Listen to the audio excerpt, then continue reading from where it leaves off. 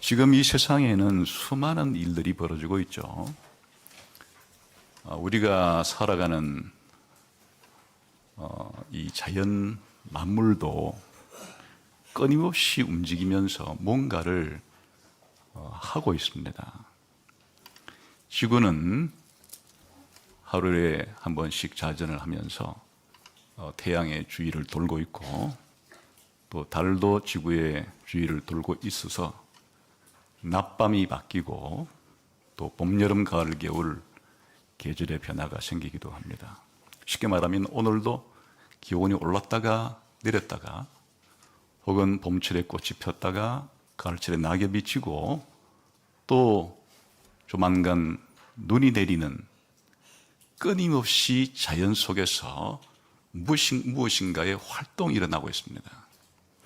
그뿐 아니라 우리가 살아가는 인간 사회에서도 개인에게도 마찬가지고 가정에도 마찬가지고 각각의 단체나 국가 혹은 이 역사 속에서 지금 끊임없는 만 가지 일들이 벌어지고 있습니다. 이런 일들이 왜 일어나는 걸까요?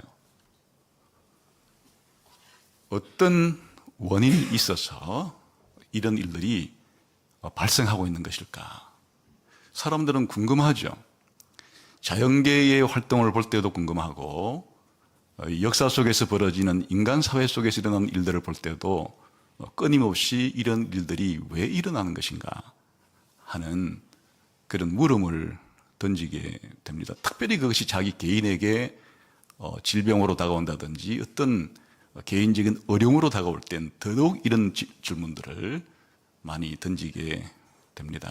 여기에 대해서 성경이 계시하시는 하나님을 알지 못한 타락한 이후에 일반인들의 관점에서는 되게 양극단적인 두 가지의 대답을 합니다.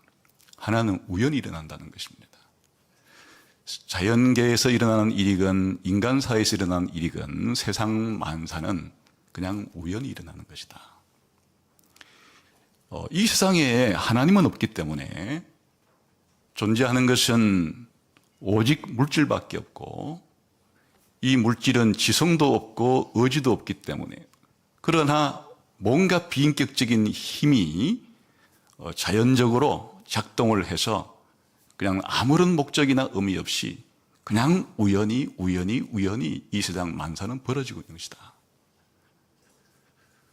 그런 생각이 들기가 쉽죠. 여기에 자연계의 움직임에서 인간 복잡한 만사에서 뭔가 목적을 찾아낸다는 것은 쉬운 일이 아니에요. 그렇기 때문에 그냥 간편한 대답은 우연히 일어나는 것이다. 이렇게 생각을 하면서 살아갑니다.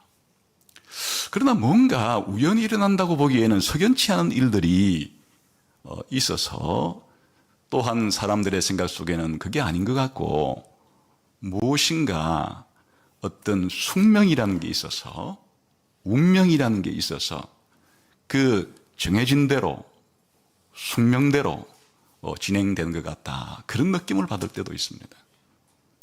그러나 이렇게 생각을 한다 할지라도 하나님을 믿지 않는 사람들에게는 비인격적인 어떤 지성도 없고 의지도 없는 그런 힘에 의해서 정해진 숙명을 믿는 거지, 그냥 기독교인이 믿듯이 무한하신 인격적인 하나님을 믿는 것은 아닙니다.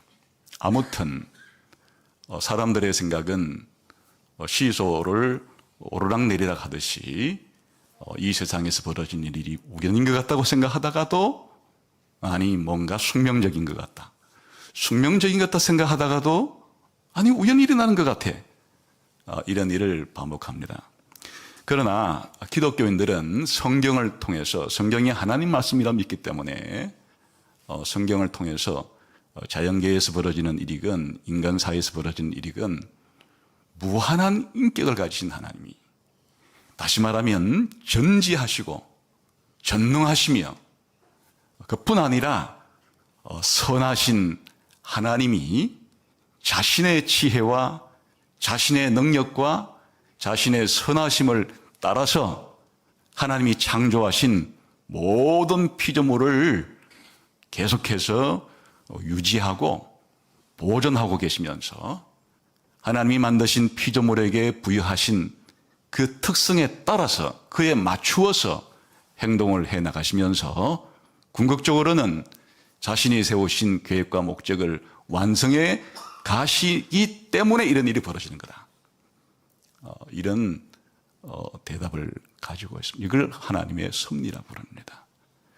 그러니까 섭리라고 하는 것은 이 세상에서 일어나는 일에 대한 해석인데, 이 세상에서 일어나는 일이 왜 일어나는가에 대한 이해에 있어서 무한하고 인격적인 하나님, 전지하시고 전능하시고 무한히 선하신 하나님이 자신의 전지함을 따라서, 자신의 전능함을 따라서, 자신의 무한하신 선하심을 가지고서 창조를 했으니까 창조하신 이 세상을 종말 때까지는 계속 유지하고 보존을 해 나가야 되는 거죠.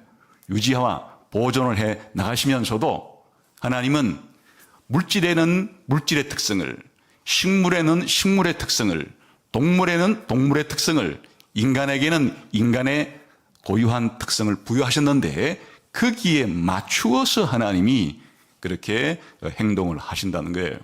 그러나 목적이 있는데 그 목적은 이 세상의 궁극적인 완성을 통해서 달리 말하면 이제 이 세상의 악인들은 최후의 심판을 하고 하나님을 믿는 사람들은 최후의 구원을 해 주어서 하나님의 찬란한 영광을 만끽하면서 함께 살아갈 수 있도록 하는 그 목적을 향해서 이 세상 만사를 통치해 나가신다.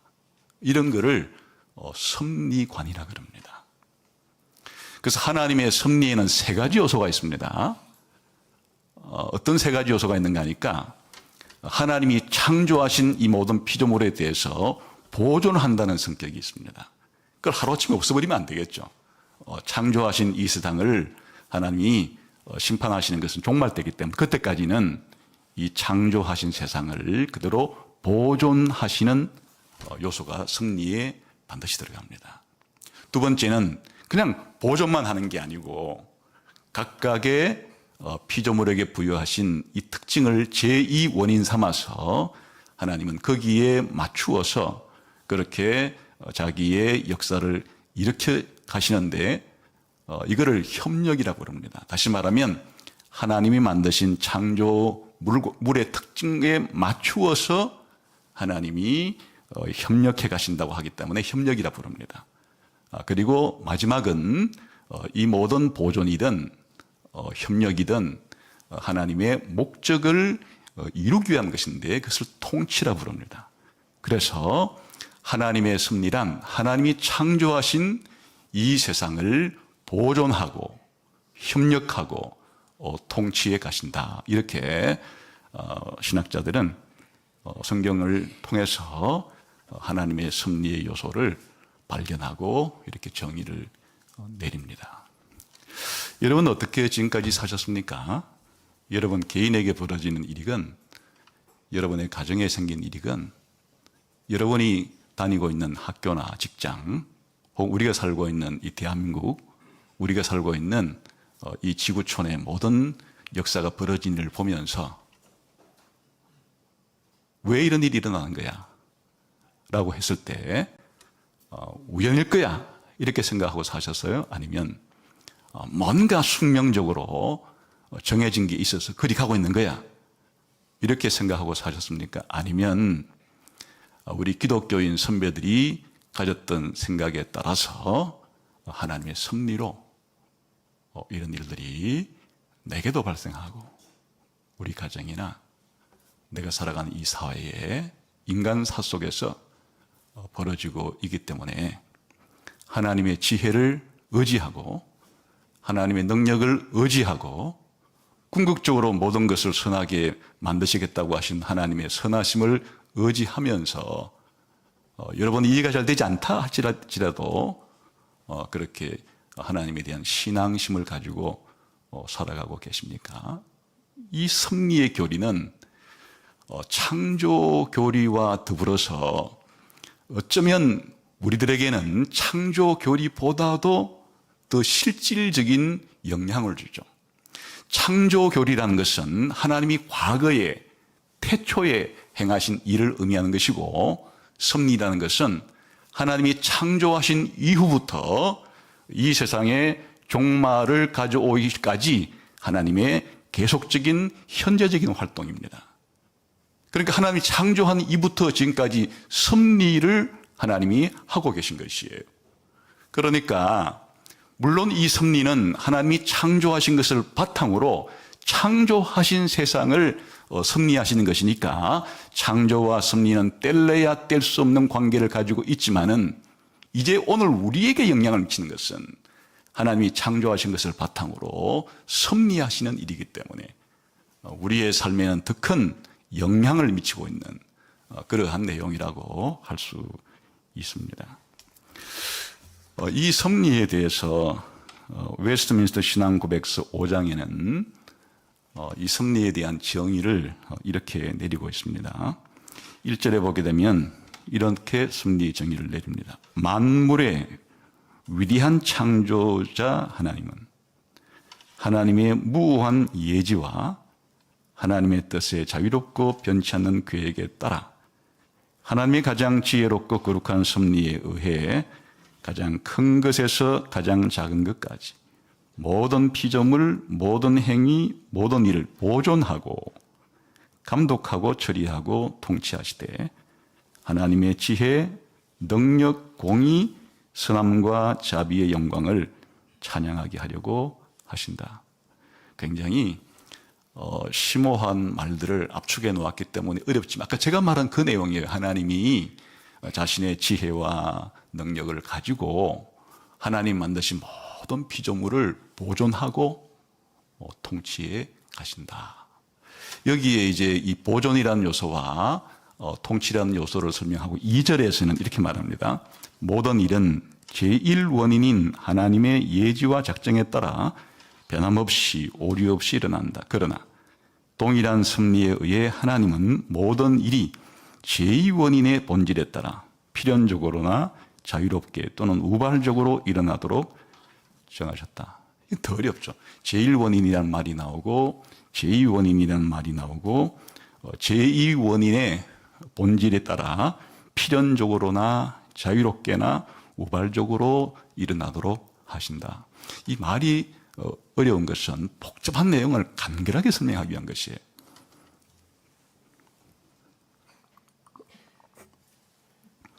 이것은 제가 설명한 협력이라는 것을 설명하는 말인데, 예를 들면 오늘 지구가 자전을 하고 공전을 하죠. 이거는 우리가 왜 밤낮이 생기지? 왜 봄, 여름, 가을, 철이 생기지? 라고 생각했을 때, 아하, 지구가 하루에 한 번씩 자전을 하기 때문이로구나. 그리고 지구가 태양을 1년에 한 번씩 공전을 하기 때문이라구나 하는 법칙을 발견하고 원인을 발견했던 거예요. 그래서 우리는 생각하기에, 밤낮과 봄, 여름, 가을, 겨울 사계절은 지구의 자전이라는 것, 공전이라는 것 때문에 일어나, 마치 우리가 밤낮이 생기고 봄, 여름, 가을, 겨울이 생기는 원인을 다 발견한 것처럼 생각하는데, 그걸 제2원인이라 부르는 거예요. 기독교의 입장에서는 하나님이 지구를 만들 때, 태양을 만들 때, 달을 만들 때 이 관계 속에서 이렇게 법칙을 정해 놓았는데, 그 법칙이 제2원인이라는 거예요. 혹은 우리가 잘 알다시피 건강하기 위한 사람이 조건은 잘 먹고 잘 자고 운동 제때 하면 건강해진다. 수많은 그런 건강의 법칙이 있어도 그런 세 마디 말로 요약되는 거 아닙니까? 반대로 제대로 안 먹고 잠 못 자고 운동 제대로 안 하면 병이 걸린다. 이렇게 사람이 건강하고 병드는 것에 대한 원인을 우리는 발견했다 그러죠. 이런 거를 사람의 건강에 관한 제2원인이라고 부르는 거예요.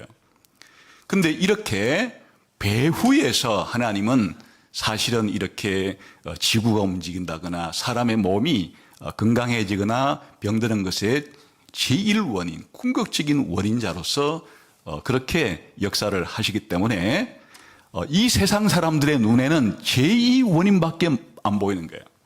그 제2원인을 발견하면 법칙을 발견했다 생각하는 것이. 그러나 기독교인들은 그러한 지구에 돌아가는 법칙과 건강의 법칙을 제정하시고 그 배후에서 그런 일들이 집행될 수 있도록 하시는 궁극적인 제1원인에 대한 생각들을 가지고 있는데 그것을 하나님의 제1원인이라 그렇게 부른다는 뜻이에요. 그런데 이 제2원인은 이 물질계에서 일어나고 있는 일들과 사람에게 일어난 일들은 좀 다르죠. 왜 다른가 하면 물질계는 우리가 자연법칙이라고 그래서 물리의 법칙, 화학의 법칙, 생물의 법칙에 따라서 필연적으로 일어나는 거예요. 물건 던지면 땅으로 떨어지는 것은 중력이라고 하는 하나님이 정해놓으신 이 필연의 법칙에 의해서 그래 되는 것이에요. 그러나 성경에 보게 되면 사람이 고의가 아닌 어쩌다 보니까 다른 사람을 죽이는 이런 일이 있을 때 도피성으로 도망을 치느냐 마느냐 본인이 선택을 해야 해요.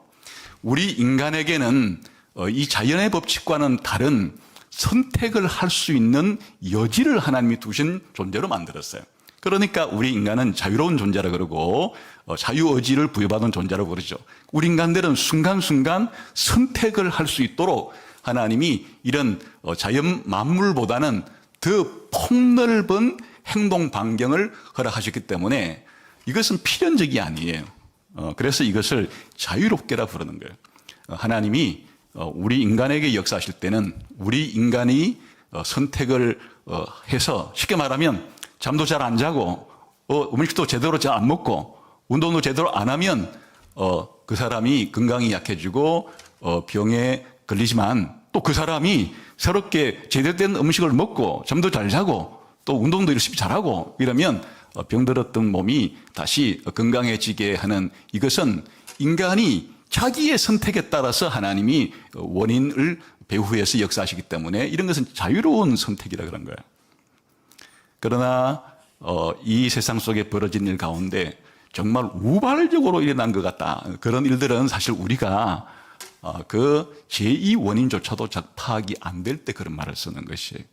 그러니까 아무튼 하나님께서 이 세상 만사를 주관하고 계시는데 이런 보존이라는 것, 협력이라는 것, 그리고 통치라고 하는 이런 세 가지의 이것이 다 우리가 구분은 해보지만은 이것을 다 하나로 묶어서 이런 방식으로 세상 만사를 하나님이 지금도 통치해 가고 계신다 하는 것이 성경이 가르치는 내용입니다.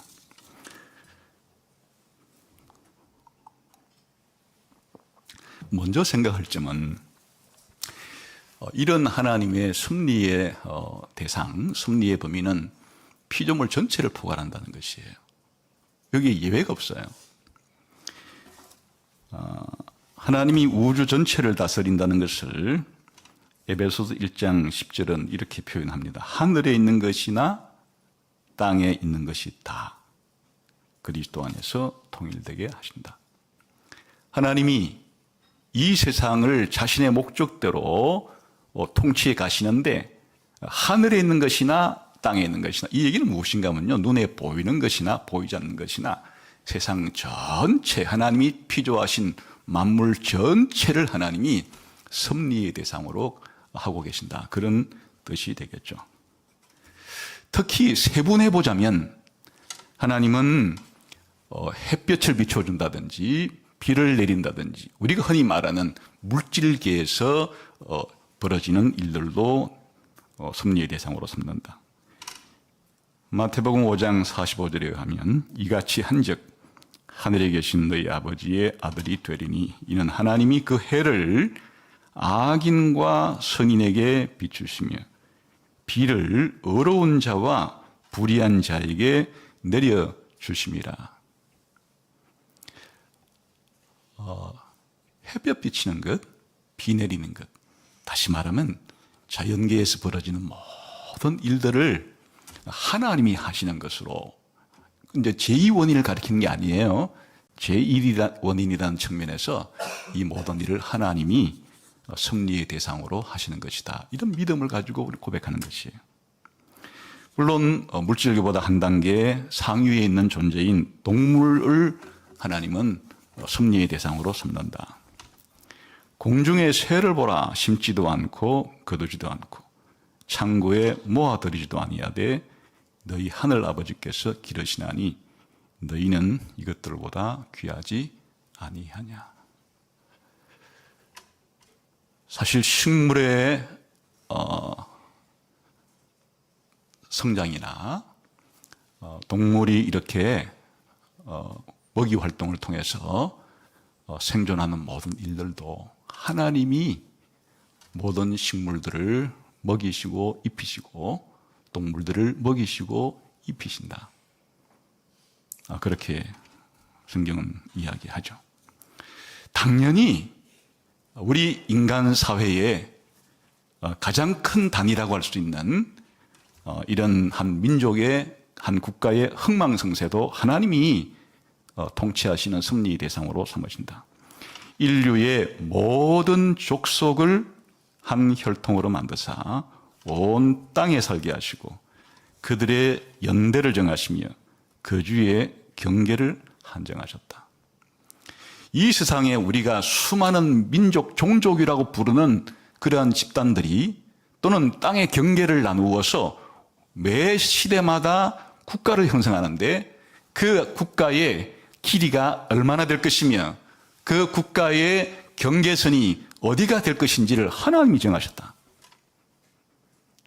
제2 원인으로 보게 되면은 알렉산더가 용맹함과 지혜를 가지고 놀라운 전술을 가지고 그렇게 엄청난 헬라 제국을 넓혔다. 제2 원인으로 설명하지만은 하나님께서는 그러한 일도 알렉산더가 제국을 넓힌 그 영역과 짧게 인생을 마치게 된 그 모든 것들을 하나님이 정하셨다. 이렇게 말하죠. 개인도 마찬가지예요. 개인의 출생과 죽음, 개인의 복과 화, 개인의 성공과 실패, 개인의 부유함과 가난함, 개인의 높아짐과 낮음도 전부 다 하나님의 섭리의 범위 속에 들어가는 대상이에요.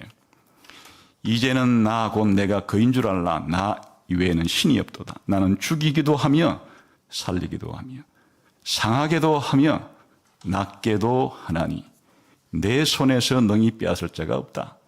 여호와는 죽이기도 하시고 살리기도 하시고 서울에 내리기도 하시고 서울에서 올리기도 하시는도다. 여호와는 가난하게도 하시고 부하게도 하시며 낮추기도 하시고 높아지게도 하시는도다. 사무엘상 2장에 나오는 말씀이에요. 하나님께서 행하시는 일을 보라. 하나님께서 굽게 하신 것을 누가 능히 곱게 하겠느냐. 형통한 날에는 기뻐하고 곤고한 날에는 되돌아보아라. 이 두 가지를 하나님이 병행하게 하사 사람이 그의 장래 일을 능히 헤아려 알지 못하게 하셨느니라. 전도서 7장에 나오는 말씀입니다. 우리가 생각할 때에 참으로 기쁜 일이 벌어졌다. 우리가 생각하기에 참으로 슬픈 일이 발생했다.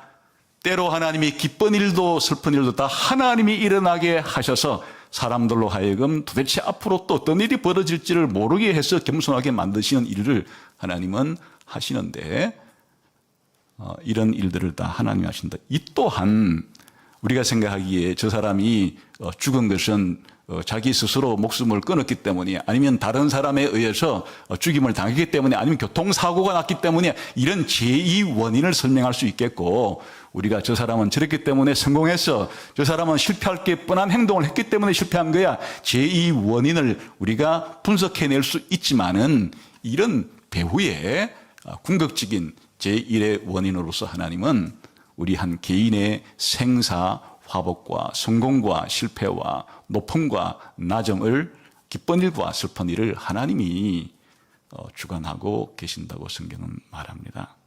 심지어는 사람이 심판받는 일, 하나님은 악인들을 심판하죠. 사람이 회개하지 아니하면 그가 그의 칼을 가시며 그의 활을 이미 당기어 예비하셨도다. 시편 7장에 나오는 말씀입니다. 그러나 하나님은 하나님을 믿는 하나님의 백성들, 성도들의 필요를 채워주시고 공급하시고 성도들의 기도를 들어주시면서 성도들을 인도해 주신다. 나의 하나님이 그리스도 예수 안에서 영광 가운데 그 풍성한 대로 너희 모든 쓸 것을 채우시리라. 구하라 그리하면 너희에게 주실 것이요 찾으라 그리하면 찾아낼 것이요 문을 두드리라 그리하면 너희에게 열릴 것이다.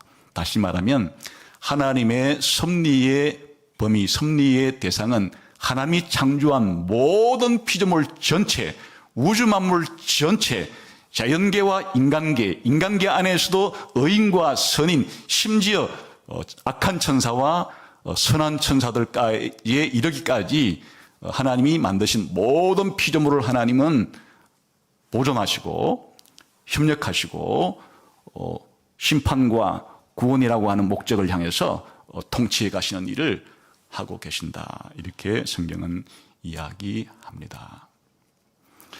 근데 오늘은 이 주제가 하나님이 이렇게 하시는데 사실은 아버지 하나님도 아들 하나님인 예수님도 성령 하나님도 사실은 이 보존과 협력과 통치 사역을 하시죠.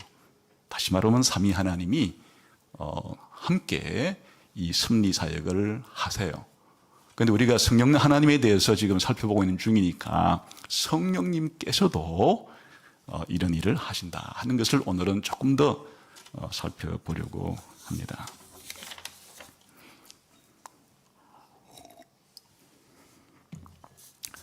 우선 성령님은 이 모든 만물과 인간들 가운데 보존하는 일을 하세요.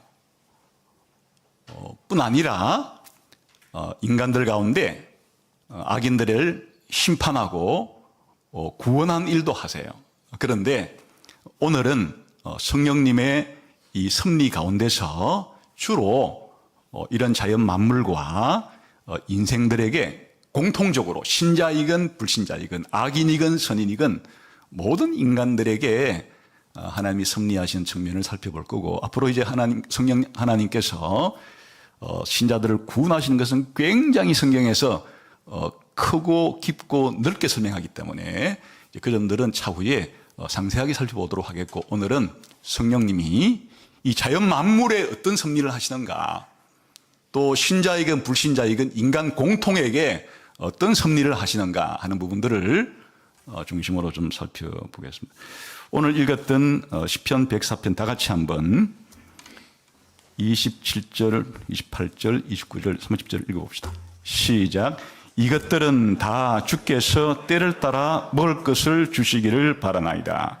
주께서 주신즉 그들이 받으며 주께서 손을 펴신즉 그들이 좋은 것으로 만족하다가 주께서 낯을 숨기신즉 그들이 떨고 주께서 그들의 호흡을 거두신즉 그들은 죽어 먼지로 돌아가나이다.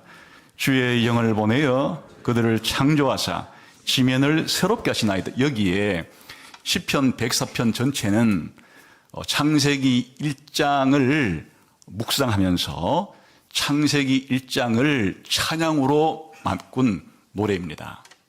그래서 앞에 나온 내용들은 뭔가니까 하나님께서 하늘을 창조하시고 또 바다를 창조하시고 또 땅을 창조하시고 땅에 있는 수많은 식물들과 동물들, 물고기들과 새들과 땅에 거주하는 온갖 짐승들을 하나님이 생명을 주시면서 또 거두어가기도 하시고 먹을 것을 주시기도 하시고 하시면서 하나님께서 창조하신 이 세상과 세상에 있는 생명들을 하나님이 먹이시고 입히시고 돌보시고 하는 하나님의 창조와 섭리를 노래하는 찬송가입니다. 근데 이제 핵심은 여기에 30절에 주의 영이 성령께서 창조를 하실 뿐 아니라 창조하신 이 세상을 새롭게 하시는 섭리의 역사를 하고 계신다. 이렇게 설명한다는 거예요. 그래서 우리가 그냥 일반적으로 하나님께서 창조하신 이 세상의 모든 생명체들을 인간을 포함해서 하나님이 먹이시고 입히시고 돌보아 주시고 또 보호해 주시고 인도해 주신다, 이렇게 말해도 돼요. 이럴 때는 그 안에 성부와 성자와 성령 하나님께서 그렇게 하신다고 하는 넓은 의미를 우리가 표현하는 것이고, 구체적으로 사실은 이 일을 직접 마무리하시는 분이 누구신가 하니까 성령님이시다 하는 것이, 그래서 시편 104편에서 주의 영을 보내어서 그들을 창조하사 지면을 새롭게 하십니다.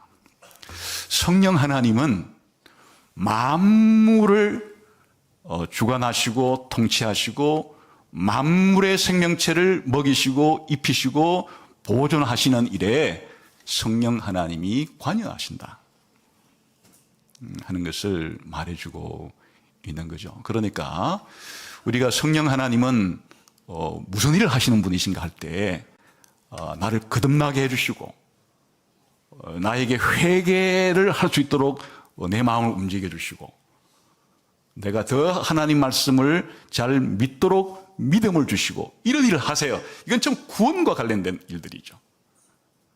혹은 하나님 불신자들의 마음을 완악하게 만들기도 하시고 그들의 눈을 닫히게 만들어서 그거를 하나님께서 눈을 열어주지도 않고 굳은 마음을 하나님이 풀어주지도 않으면 이 불신자들은 자신들의 죄악 가운데서 눈이 먼 상태에서 마음이 완악한 상태에서 계속적으로 죄를 짓다가 심판에 이를 수밖에 없는데, 이런 일을 하나님은 성령님은 하시는데 그 이전에 성령님은 하시는 일은 오늘 이 지구가 공전하는 일을 누가 하시는가? 지구가 스스로 한다고요?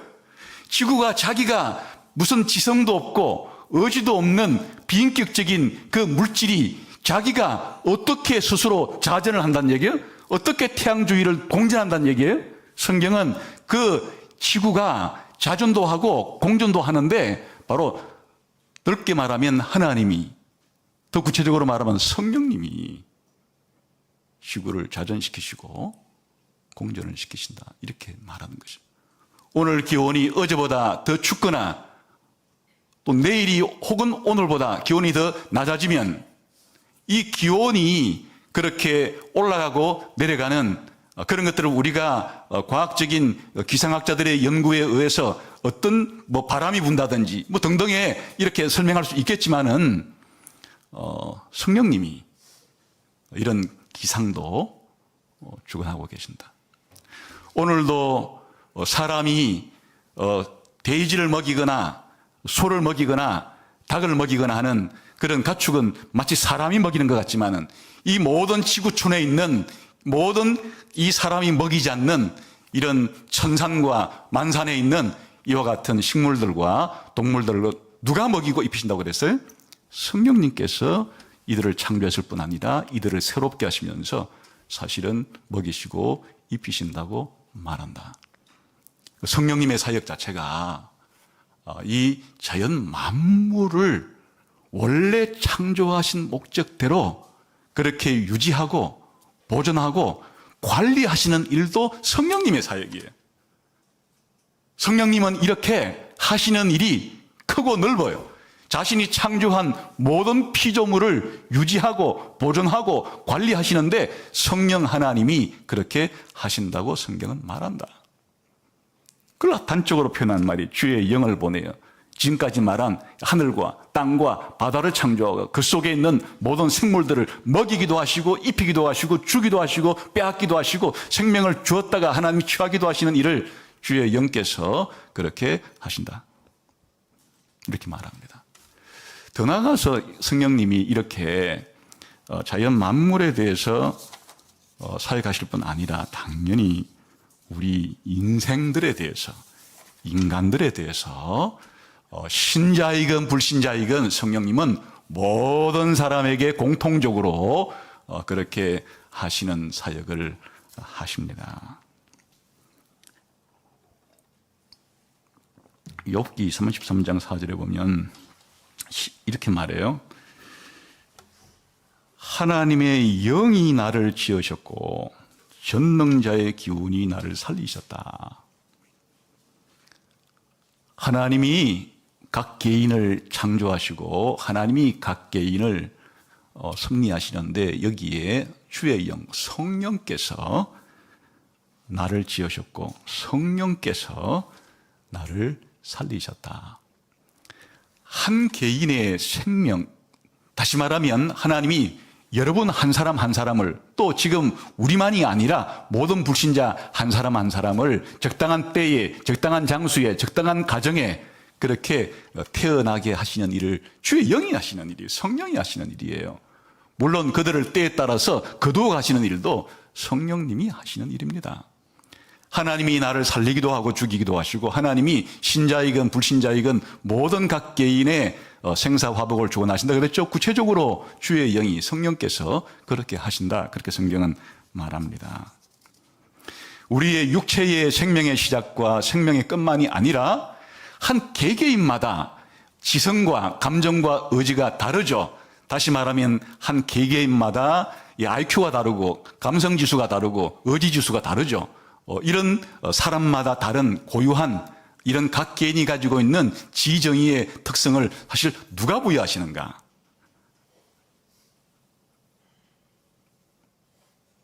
부모의 유전자 때문이라고 말할 수 있겠죠. 그건 제2 원인을 말하는 것이고, 제1 원인의 관점에서는 하나님이 하시는데 구체적으로 성령께 하십니다. 욥기 32장 8절에 가면 사람의 속에는 영이 있고 전능자의 숨길, 성령이에요. 전능자의 숨길, 성령이 사람에게 깨달음을 주신다. 사람에게 이와 같은 지적인 능력과 깨달음과 그 깨달음을 바탕으로 하는 그런 기술들, 이 모든 것들을 전능자의 기운, 성령께서 그렇게 하신다. 그렇게 성경은 설명을 합니다. 그러니까 좀 엄마 아빠가 머리가 좋았으면은 내가 이 시험 보는데 좀 편했을 텐데, 아무리 나를 공부하라고 해도 공부를 안 한 거 아니에요. 그런데 엄마 아빠가 머리가 안 좋잖아. 근데 유전자가 그런 거 어떻게 해? 이제 그렇게 비난하지 말고 성령님이 나에게 그래 이 정도로 줬는데 어떻게 하란 말이야. 이렇게 신학적으로 답변할 수도 있겠어요.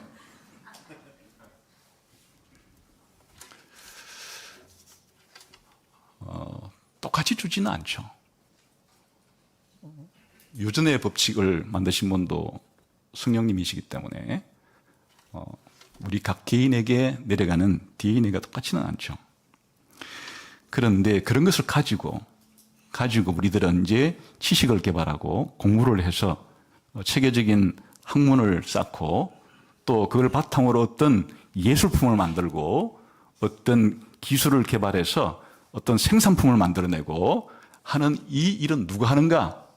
각자가 하죠. 물론 각자가 공부도 하고 각자가 가지고 있는 재능에 따라서 예술 작품을 만들어내기도 하고 그림도 그리고 노래도 부르고, 혹은 각자가 가진 재능에 따라서 온갖 물건들도 만들어내죠. 내는데 그 제2 원인을 가지고 설명하는 것이고, 성경은 우리 사람들이 학문적인 그런 성취를 이룬다거나 혹은 예술 작품을 잘 만들어낸다거나 우리가 실제로 사는데 필요한 그런 물건들을 잘 만들어내는 그런 재능을 성령이 주신다고 그래요.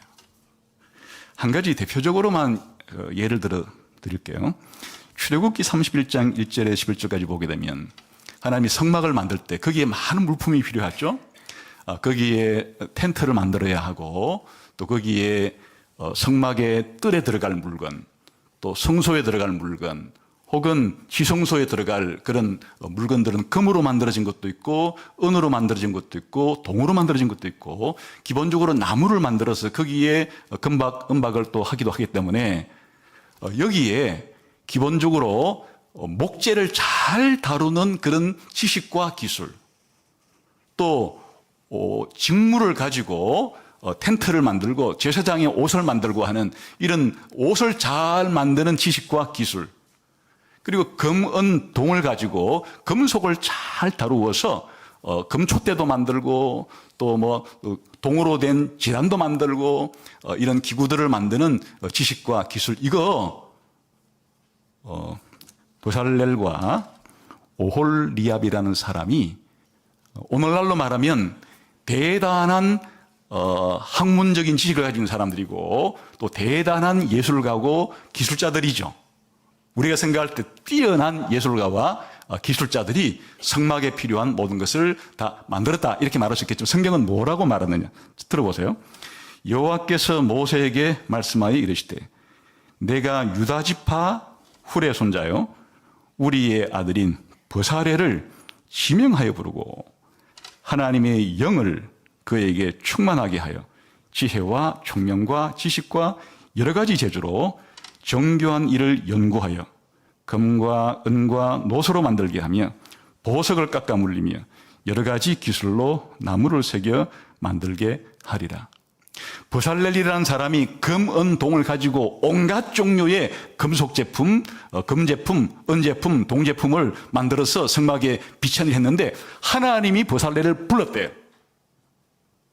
성령을 그에게 부어주어서 이런 일을 어떻게 하면 잘 만들까를 연구하게 하고 그 연구에서 얻은 지식을 가지고 예술가의 재능을 발휘하고 기술자의 장인의 재능을 발휘해서 이런 일들을 잘 만들게 되었다. 주의 영, 성령을 부어서 그에게 이런 일들을 잘 깨닫게 하는 지혜를 주고 그리고 제대로 아름답게 실용적으로 만들 수 있도록 했다. 이렇게 말하는 거예요. 계속해서 내가 또 단 지파 아히상학의 아들 오홀리압을 세워 그와 함께하며 지혜로운 마음이 있는 모든 자에게 내가 지혜를 주어 그들이 내가 네게 명령한 것을 다 만들게 할지니 곧 회막과 정거개와 그 위에 속죄소와 회막의 모든 기구와 상과 그 기구와 순금 등잔대와 그 모든 기구와 분향단과 번제단과 그 모든 기구와 물두멍과 그 받침과 제사직을 행할 때 입는 정교하게 짠 의복 곧 제사장 아론의 성의와 그의 아들들의 옷과 관유와 성소의 향기로운 향이라 물은 내가 네게 명령한 대로 그들이 만들지다. 마찬가지로 오홀리압이라는 사람에게 성막의 텐트와 온갖 종류의 기구들을 만들게 했는데 또 그와 더불어서 함께 일할 사람들도 붙여줬는데 다 주의 영을 부어서 그들에게 지혜를 주어서 이런 일들을 하게 하였다. 그래서 아까 기본적인 공부머리에 있는 그런 IQ만이 아니라 사실 사람이 손재주가 좋거나 예술적인 감각이 뛰어나서 사실은 누구보다도 아름다운 디자인을 해내고 설계를 해내고 또 손재주가 좋아서 설계도만 주면 설계도 안 주어도 척척 필요한 제품을 잘 만들어내는 이 세상에 살아가는 그러니까 모든 학자들과 모든 예술가들과 모든 기술자들 등등등등 이 세상살이에 필요한 인간이 살아갈 때 필요한 모든 예술품과 모든 생산품을 만들어내는 이런 모든 재능들을 주의 영, 성령을 주어서 성령으로 하여금 그렇게 하게 했다. 성경은 이렇게 말하는 겁니다. 그래서 이런 것을 가리켜 뭐라고 말하느냐. 이걸 일반 은혜라고 불러요. 하나님이 신자이건 불신자이건 이 세상을 살아가는 데 필요한 기본적인 지식을 얻는 일, 또 이런 기본적인 지식을 가지고 기술을 함양해서 뭔가를 생산해내고 만들어내는 그 생산품들을 가지고 예술품들을 가지고 우리가 살아가는 데 필요한 모든 것들을 사용하면서 살아가죠. 여기에는 물론 한 공동체의 지도자로서 공동체를 이끌 수 있는 그런 지도력까지도 다 포함이 되는 것이고 그리고 기업체를 운영하는 사람이든지 또 학교 선생님들에게는 그런 기업체를 잘 운영하는 능력이라든지 혹은 학교 선생님들에게는 잘 가르치는 능력이라든지 다 포함하는 것이에요. 이런 것들을 사실 성령님이 주시는 거다. 제2원인으로 말했던 이 또한 유전자, 부모의 유전자를 물려받아서 우리 부모님이 예술적인 재능이 있었기 때문에 나도 예술적인 재능이 있는 것 같아요. 우리 부모님이 손재주가 좋다고 하더니만 저도 손재주가 좋은 것 같아요. 물론 제2원인으로 말할 때는 부모님에게 주신 하나님이 그 DNA가 자기에게 내려와서 물려져서 그렇다고 말할 수 있지만 성경은 뭐라고 말하느냐. 제1원인에 주목해서 성령님이 각 사람에게 재능을 주시고 그 재능을 가지고 일할 수 있도록 하시는 분이시다. 그래서 오늘 우리가 살펴본 것은 성령님의 사역 가운데 이 우주 만물을 창조하는 일만이 아니고 창조하신 이 세상의 모든 만물을 보존하고 유지하고 그 생명체들을 먹이고 입히고 또 신자든 불신자든 재능을 주어서 그 재능을 가지고 인간 사회에 필요한 것들을 만들어내면서 그렇게 인간 사회가 지탱되도록 하시는 분이 성령님이다. 한마디로 지금까지 이 세상이 유지되어 온 것이 바로 성령 하나님이 이 세상을 유지해 오셨다. 이렇게 말을 하죠. 우리가 그럼 어떻게 이 성령님의 이런 일반 섭리라 그럴까요? 이 자연 만물과 신자와 불신자 모두에게 사역하시는 일반 섭리를 어떻게 적용할 수 있겠습니까? 이것은 우리 기독교인들이 굉장히 겸손할 것을 요구받는데 그것은 우리가 불신자들을 대할 때 너무나 이 구원의 관점에서만 보아서 나는 구원받은 사람, 저 사람은 구원받지 못한 사람 이렇게 이 특별 섭리, 구원과 관련된 섭리만을 가지고 나와 신자인 나와 불신자인 상대방을 그 관점으로만 봐서는 안 된다는 것이에요. 기본적으로는 내가 죽기 전까지 또 내가 더불어 살아가는 이 세상의 많은 불신자들이 죽기 전까지는 우리가 신자와 불신자들이 이 세상 속에 함께 섞여 살면서 함께 자연을 연구하고 함께 물리를 연구하고 함께 화학을 연구하고 함께 생물을 연구하고 또 그 물리의 법칙, 화학의 법칙, 생물의 법칙에 따라서 각종 제품들을 생산해내고 기술을 개발해가고 더 나아가서 함께 더불어 사는 사람들 사이에 단체를 만들고 혹은 정치적인 활동을 하고 경제적인 활동을 하고 사회 문화적인 예술 활동, 스포츠 활동을 할 때 불신자들이나 신자들이나 우리가 이 세상 살아가는 데 필요한 이런 일반적인 지식과 일반적인 예술과 일반적인 기술은 성령님이 똑같이 주시는 것이라는 거예요. 그러니까 나는 구원받은 사람이니까 하나님께로부터 더 많은 지식, 더 많은 기술, 더 많은 예술적인 감각을 받은 것이 아니에요. 이런 것들은 신자와 불신자를 가리는 것이 아니에요. 하나님이 햇볕을 비춰줄 때 이상하게 이런 겨울철날 다 신자들 뒤에만 햇빛이 따라다니고 불신자들은 그림자만 따라다닌다. 그거 보고 딱 신자인지 불신자인지 이런 구별은 하지 않는다는 얘기예요. 신자들도 자기가 선택을 해서 그늘로 들어가면 춥을 것이고 불신자들도 햇빛 비친 데로 가게 되면 따뜻할 것이고 똑같은 햇볕과 똑같은 비를 내려주듯이 우리의 일반적인 학문에 대한 재능과 우리의 예술성 그리고 과학기술을 통해서 제품을 개발하는 이 모든 일들은 신자와 불신자에게 똑같이 나눠주시는 것이기 때문에 우리가 세상을 가서 살아갈 때 불신자와 더불어서 성령님이 주신 이런 은사들을 함께 개발하면서 이 사회가 지탱되고 유지되고 보존되고 발전되는데 함께 해야 한다. 그런 뜻입니다. 이런 일에 있어서는 불신자 중에서 나보다 더 뛰어난 학자가 있을 수 있고 불신자가 나보다 더 뛰어난 예술가가 생길 수 있고 불신자가 나보다 더 뛰어난 제품을 생산하는 기술자가 얼마든지 될 수가 있다는 뜻이에요. 이건 신자와 불신자와 그런 문제가 아니라 그 뜻이에요. 그래서 기독교인이 살아갈 때 물론 하나님이 특별 은혜를 주신 기독교인들이 나는 영생을 얻은 사람이고 구원을 얻은 사람이고 불신자들은 영생도 얻지 못하고 구원도 받지 못한 사람들이니까 죽고 난 다음에 엄청난 차이가 있겠지만은 이 땅에 살아있을 때는 그런 엄청난 특별 은혜를 받은 것과 가지고 살아가는 것이 아니고 성령님이 똑같이 주시는 일반 은혜를 가지고 살아가는 영역들이 있기 때문에 그래서 우리는 불신자들과 함께 얼마든지 공부도 하고 불신자와 함께 얼마든지 직장도 다니고 불신자들과 함께 얼마든지 같은 정치, 경제, 사회, 문화, 예술 활동에 참여하면서 살아갈 수 있는 근거를 가지는 것이에요. 이 세상을 바라보는 관점이 넓어지게 되는 것이죠. 그뿐 아니라 사실은 방금 말한 것처럼 그러나 성령님이 하시는 역사가 이런 일반 계시와 일반 은혜만 주시는 것이 아니고 신자에게만 주시는 특별 계시와 특별 은혜로서도 특별 섭리를 하시기 때문에 이런 것들은 구별할 줄 알아야 된다.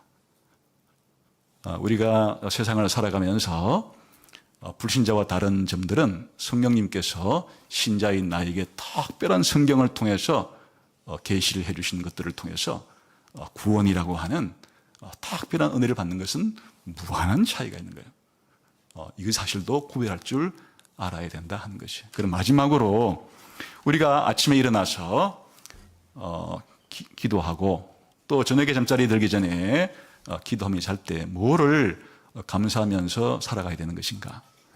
나를 구원해 주신 은혜만이 아니고 오늘 하루 내가 일어나는 순간부터 내 호흡이 들숨과 날숨을 쉬면서 내 손발을 움직이면서 또 내가 학교면 학교, 직장이면 직장, 가정이면 가정에서 해야 할 일들을 하는데 잘할 수 있도록 성령 하나님께서 오늘도 나에게 이런 일반적인 은혜를 새롭게 해 주십시오.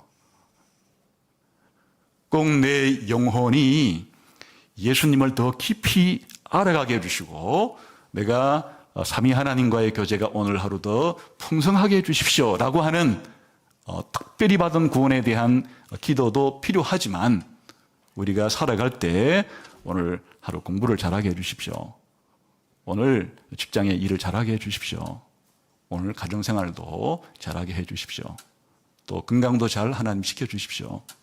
이렇게 우리가 성령님께 의지하고 기도하는 그런 것도 필요하다 하는 것이 사실은 하룻밤 잠을 못 자고 보면 뭐 다른 거 다 떠나서 하룻밤 잠 잘 잔 것만 해도 엄청난 성령님의 은혜를 받은 거다.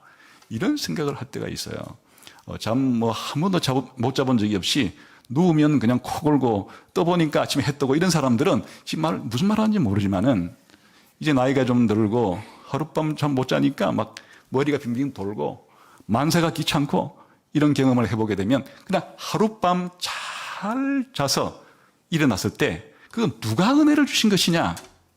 내가 어저께 운동을 적당히 하고 뭐 차를 마셨더니만 이건 2차적인 원인을 가지고 설명하는 것이고 사실은 그런 일들을 우리가 해야 하는 것이기는 해도 궁극적으로는 성령님께 대한 감사를 드릴 수 있는 그러한 안목과 식견을 가져야 한다. 그리고 우리가 매일매일 이런 일들에 대해서도 사소하다고 생각하지 말고 성령님의 은혜를 구하면서 하룻밤 잘 자고 그리고 잘 먹고 또 우리가 오늘 주어진 일을 할 수 있게 된 이 자체가 성령님이 나를 지었었을 뿐 아니라 나를 새롭게 하시는 그런 은혜인 줄 알고 그렇게 감사하면서 살아가는 것이 마땅하다.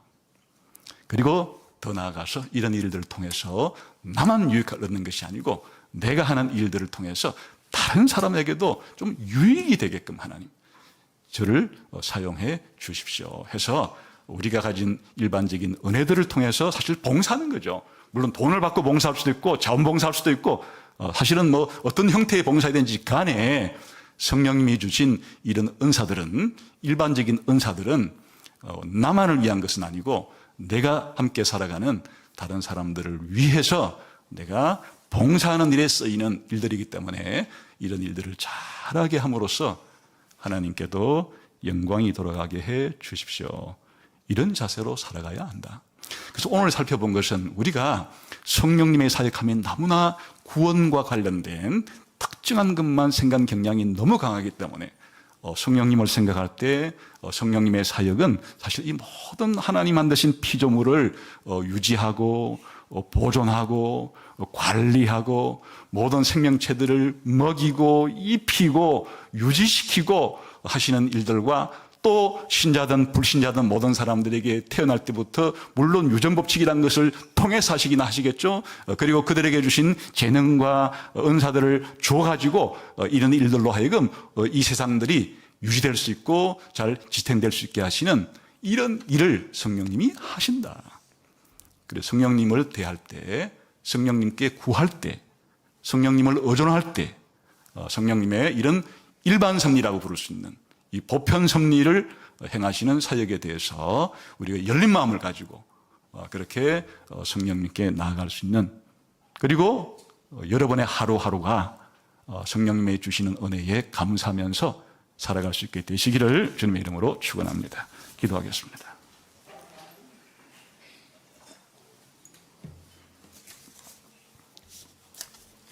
하나님 아버지, 오늘 성령 하나님께서 이 세상 만물을 어떻게 보존하시고 협력하시며 또 통치해 가시는지, 이것이 우리의 매일매일의 삶이 얼마나 고맙고 감사한 인지를 생각해 보았습니다. 그래서 조그마한 어려움만 생겨도 불평불만할 것이 아니라 잘 참아낼 수 있고, 또 조그만 좋은 일이 있어도 내 노력, 내 능력을 교만하게 자랑할 것이 아니라 성령 하나님이 주신 은혜를 겸손하게 받아들이면서 감사할 수 있는 저희가 되어서 이 땅을 살아갈 때 나 홀로 살아가는 것이 아니라 성령 하나님이 나와 함께 하시면서, 우리와 함께 하시면서, 더 크게는 세상과 함께 하시면서 이런 일들을 하고 계시는 것이 우리의 큰 자산이 되게 해주시기를 원합니다. 예수님 이름으로 기도하옵나이다. 아멘.